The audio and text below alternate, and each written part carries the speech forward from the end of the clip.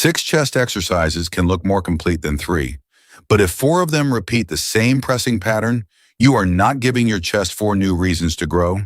You are giving your shoulders and triceps 4 more chances to fatigue. Your chest does not count exercises. It responds to hard, recoverable tension that you can progressively increase. That means a shorter workout can outperform a crowded one, but only when every movement has a different job. In the next 10 minutes, I will show you 3 exercises that cover those jobs. One for stable heavy loading, one that shifts emphasis toward the upper chest, and one that trains the arm across the body action most pressing routines barely isolate. Then I will give you the exact sets, reps, rest periods, and progression rule to run this as a complete chest system. Picture the usual chest day: flat barbell bench, flat dumbbell press, a plate-loaded press, push-ups, and then 2 different flies. It feels thorough because the exercise list is long. Mechanically, however, the first 4 movements are close relatives. They all ask the chest, front delts, and triceps to solve a similar pressing problem. That does not make those exercises bad. It makes the order and total dose important. The first hard press may improve from week to week. The second can still be productive. But by the 4th press, performance often falls, technique changes, and the target muscle is no longer the only limiting factor. More work is useful only while it remains high-quality work you can recover from. This is the redundancy trap. Confusing movement variety with stimulus variety. Changing a barbell to dumbbells or moving to another machine does not automatically create a new purpose. Before adding an exercise, ask one question. What job does this movement perform that the current routine has not already covered? Our 3 exercises survive that test. First, delete one myth.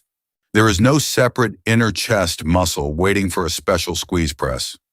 The pectoralis major is one broad muscle with fibers commonly described in clavicular and sternocostal regions. You can change the line of pull and shift emphasis, but you cannot isolate a secret muscle along the center of your chest. The shape of that center line is also influenced by your anatomy and body fat level.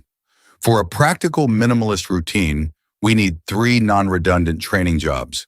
Job 1 is a stable press that lets you load the chest hard and measure progression without balance becoming the main challenge. Job 2 is a low-incline press.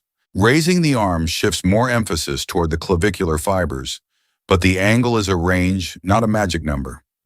Job 3 is controlled horizontal adduction, the hugging motion. Presses include it, but a fly trains it with much less help from the triceps. Heavy loading, upper chest emphasis, and controlled adduction. 3 jobs. Now let us choose the best tool for each one. Exercise 1 is the flat machine chest press, and its job is simple. Produce repeatable, high-effort pressing. The machine is not automatically better than free weights. It is useful here because the stable path makes it easier to approach the end of a set safely, record performance, and repeat the same setup next week. Adjust the seat so the handles begin around mid-chest height. Plant both feet, keep your hips and upper back against the pads, and draw the shoulder blades gently back and down. Now press forward while thinking about bringing your upper arms toward the center, not merely pushing the handles away. Keep your wrists stacked over your forearms and allow your elbows to travel roughly 30 to 60 degrees from your torso. The exact position will depend on the machine and your shoulder comfort. Lower the handles under control to the deepest comfortable position you can own. A chest stretch is useful. Joint pain is not. The most common mistake is loading the machine so heavily that every rep becomes a shortened shoulder shrug.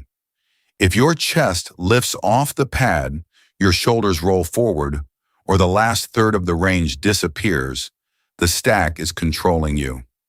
Use 3 working sets of 6 to 10 repetitions. Stop with roughly 1 or 2 clean reps left. Rest 2 to 3 minutes. When all 3 sets reach 10 with the same controlled range, increase the load by the smallest available step. Do not judge the set by the size of the pump. Judge it by whether the final repetition slowed while your setup remained recognizable. That gives the chest a hard effort without turning every set into an uncontrolled test of survival. The machine press gave us stability and overall loading. Exercise 2 changes the line of force. The low-incline dumbbell press. Set the bench around 15 to 30 degrees. 30 often works well, but it is not a law. As the bench becomes steeper, the front delts generally contribute more. Use the lowest angle that allows a strong press while loading the area beneath the collarbone. Use your legs to guide the dumbbells into position, plant your feet, and keep your rib cage controlled instead of creating a giant lower back arch. Start with the dumbbells slightly outside the upper chest and your forearms near vertical.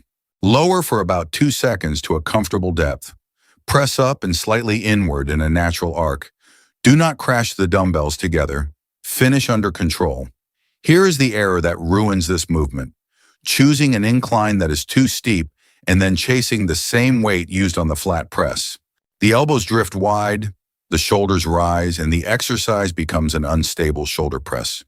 If you mainly feel the front delts, lower the bench one setting, reduce the load, and keep the elbows under the wrists. Then keep that setup consistent long enough to progress it. Perform 2 working sets of 8 to 12 reps, again finishing about 1 or 2 clean reps before failure. Rest 2 to 3 minutes. Once both sets reach 12 with consistent depth and control, move up in weight and rebuild from 8. The dumbbells also make each arm produce its own force, but do not obsess over making both sides look perfectly identical. Small differences are normal. Use the same load, control both sides, and let consistent training, not constant exercise changes, reveal whether an imbalance is meaningful. 2 presses can build a powerful chest, but both may eventually be limited by the triceps or the demands of pressing. The cable fly earns the 3rd position because it removes elbow extension from the main task and makes the chest pull the upper arms across the body. Set the pulleys around chest to shoulder height. Step forward, use a staggered stance, and lean slightly. Keep a soft elbow bend nearly constant. Open your arms slowly until the upper arms move a little behind the torso, or stop earlier if your shoulders tell you to. The goal is a controlled chest stretch, not the widest position your joints can survive. Then sweep the upper arms forward in a hugging arc. Think about bringing your biceps toward each other. Your hands are only hooks connecting you to the cables. At the front, pause briefly, then return under control. Cable resistance is present, but muscular tension is not perfectly constant through every degree. Control both ends and prevent momentum from taking over. The biggest mistake is turning the fly into another press. If the elbows bend and the torso rocks, reduce the load until the chest controls the arc. Perform 2 sets of 10 to 15 reps with 60 to 90 seconds of rest. When you can reach 15 without shortening the stretch, bending the elbows, or throwing your body forward, add a small amount of weight. Ray is the complete session. Flat machine chest press, 3 sets of 6 to 10. Low-incline dumbbell press, 2 sets of 8 to 12. Cable fly, 2 sets of 10 to 15. That is 7 working sets.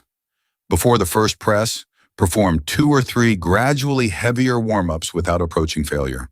1 lighter rehearsal set before the incline press is usually enough.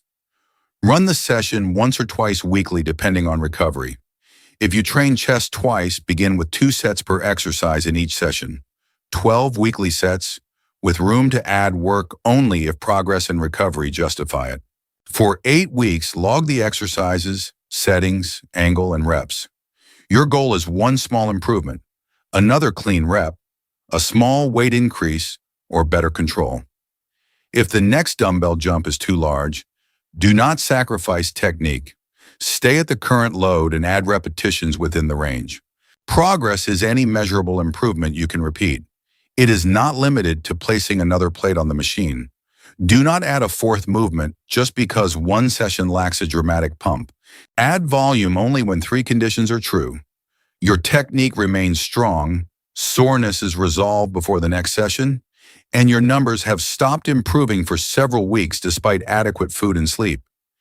And if performance is falling, your shoulders remain irritated, or your chest is still sore when the next session arrives, do the opposite. Remove a set before adding an exercise. Recovery is not time away from growth. It is where the training signal becomes adaptation.